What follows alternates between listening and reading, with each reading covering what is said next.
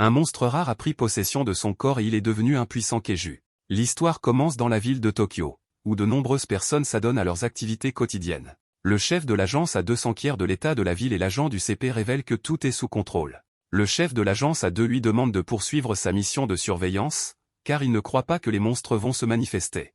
Soudain, un monstre ressemblant à un crocodile arrive et commence à détruire la ville. Les citoyens et les policiers n'en croient pas leurs yeux, car ils n'ont jamais vu un monstre aussi gigantesque de toute leur vie. Les chaînes d'information ont immédiatement annoncé l'arrivée du monstre et l'état d'urgence a été décrété pour la région.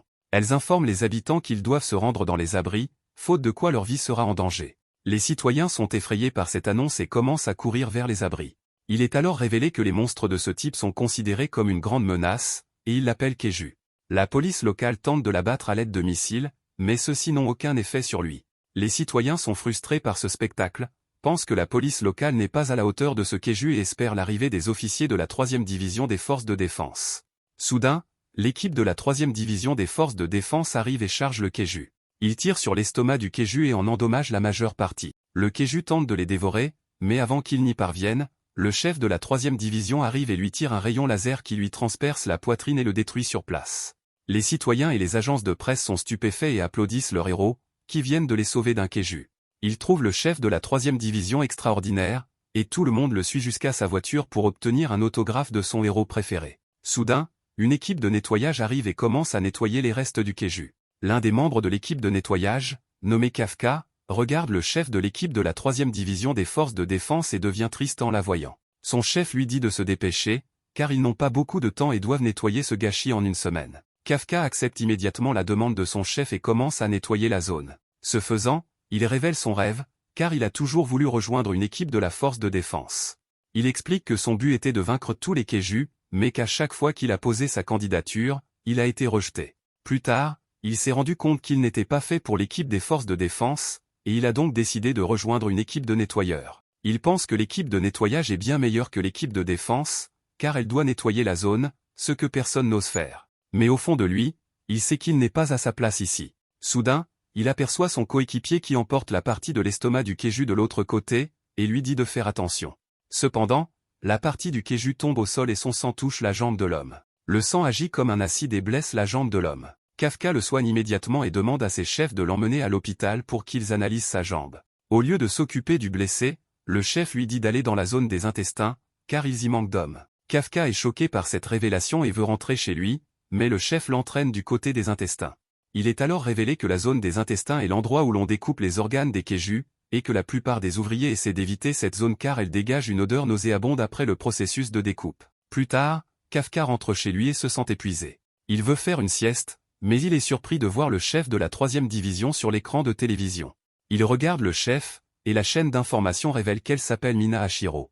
La chaîne d'information précise que, malgré ses 27 ans, elle est devenue le plus jeune chef des forces de défense et qu'elle a tué des centaines de Keiju. Soudain, un souvenir de son passé envahit son esprit et Kafka s'en désole. Il s'avère que Mina est son amie d'enfance et qu'il lui a promis de travailler ensemble pour éliminer tous les Keiju de ce monde. Kafka s'énerve à l'annonce de cette nouvelle et éteint rapidement la télévision.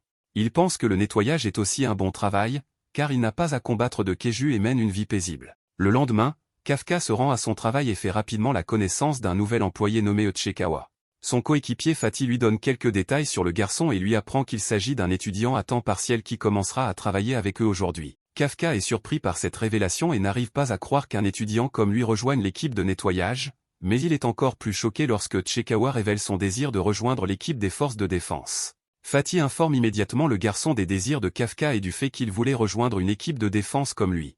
Uchikawa est surpris par cette révélation et demande à Kafka pourquoi il a quitté l'équipe des forces de défense. Kafka devient triste et révèle qu'il a fait de son mieux, mais qu'il s'est rendu compte que ses capacités n'étaient pas suffisantes. Uchikawa s'énerve et crie qu'il n'abandonnera pas comme lui, qu'il continuera à poursuivre son rêve et qu'il l'atteindra un jour. Au moment où il part, Kafka se demande s'il a pris la bonne décision ou non, mais il se met en colère et révèle qu'il va punir Uchikawa de s'être moqué de lui. Au travail, le chef affecte Uchikawa à l'équipe des intestins, ce qui réjouit Kafka. Ils font le travail sur les organes, et Uchikawa se sent horriblement mal. Il a envie de vomir, mais Kafka lui donne un paquet de multivitamines, en disant que le manger l'aidera à surmonter l'odeur, sinon il ne passera pas l'après-midi. Uchikawa est irrité et rend son paquet de multivitamines, mais Kafka lui donne un pince-nez. Uchikawa essaie de s'enfuir, mais Kafka hésite, car il ne veut pas que son cadet perde connaissance dès son premier jour de travail. Il nettoie ensuite la zone des intestins et les autres membres les remercient d'avoir terminé à temps. Uchikawa remercie également Kafka de l'avoir aidé, car il pense que sans son aide, il n'aurait peut-être pas survécu. Il l'informe également de la nouvelle règle de recrutement de la force de défense, qui a porté la limite d'âge à 33 ans. Kafka le remercie pour l'information et pense qu'il est un bon garçon. Soudain, un autre Keiju apparaît derrière Uchikawa et tente de le dévorer, mais Kafka le sauve en l'emmenant de l'autre côté. Il lui dit de s'enfuir et d'appeler les forces de défense. Uchikawa est choqué par la situation et ne veut pas quitter son aîné, mais Kafka lui dit d'appeler à l'aide, pensant qu'ils ne sont pas de taille face au Keiju. Uchikawa s'exécute et s'enfuit de l'autre côté. Le Keiju poursuit Kafka et tente de le dévorer, mais Kafka se blesse en tombant d'un immeuble. Il pense que sa vie touche à sa fin, mais il est surpris par un souvenir passé qui lui revient en mémoire. Dans ce souvenir, il parle à son amie d'enfance Mina, dont les parents ont été tués lors de l'attaque du Keiju. Il lui dit qu'il est seul comme elle, mais qu'il ne pleurera pas car il veut effacer tous les Keiju de ce monde. Mina est heureuse que Kafka soit avec elle et jure qu'elle rejoindra l'équipe des forces de défense avec lui. Kafka lui dit de ne pas pleurer, car il sera toujours avec elle et la protégera des Keiju. Kafka, après s'être souvenu de la promesse qu'il avait faite à son ami, se met à courir et se dit que ce n'est pas ici qu'il va mourir aujourd'hui. Il ramasse un outil et tente d'attaquer le Keiju avec, mais ce dernier le met à terre en le frappant d'un puissant coup de poing. Kafka essaie encore de s'enfuir, mais il se rend compte que sa jambe est cassée et qu'il est sur le point de mourir. Au moment où le Keiju commence à le dévorer, Uchikawa arrive et le frappe avec un outil. Kafka se met en colère et lui crie de mettre sa propre vie en danger pour lui, mais Uchikawa l'informe qu'il ne deviendra pas officier de l'équipe de défense s'il abandonne quelqu'un en danger. Cela rappelle à Kafka les souvenirs de l'époque où il avait essayé de rejoindre une équipe de défense, mais avait échoué. Il se penche vers l'outil et tente de le ramasser, car il ne veut pas que son cadet meure. Soudain, un tigre blanc arrive et achève le Keiju en un rien de temps. Kafka est surpris par ce spectacle, car il apprend que le tigre blanc est l'animal de compagnie de son amie d'enfance Mina.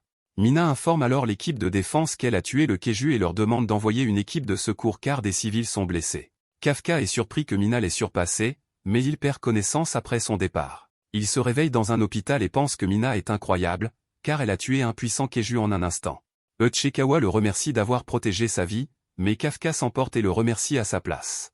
Il jure alors qu'il rejoindra l'équipe des forces de défense. Cependant, il est choqué par l'apparition d'un monstre rat ressemblant à un Keiju. Le Keiju informe quelqu'un qu'il l'a trouvé et entre rapidement dans son corps. Kafka hurle de douleur et Uchikawa tente de l'aider, mais il est surpris de voir que son aîné s'est transformé en Keiju. Kafka est choqué de voir son visage dans le miroir et tente de lui expliquer qu'il n'est pas un monstre, mais un vieil homme le voit et appelle rapidement l'équipe de la force de défense. Pendant ce temps, Mina s'amuse et pense à la promesse que lui a faite Kafka.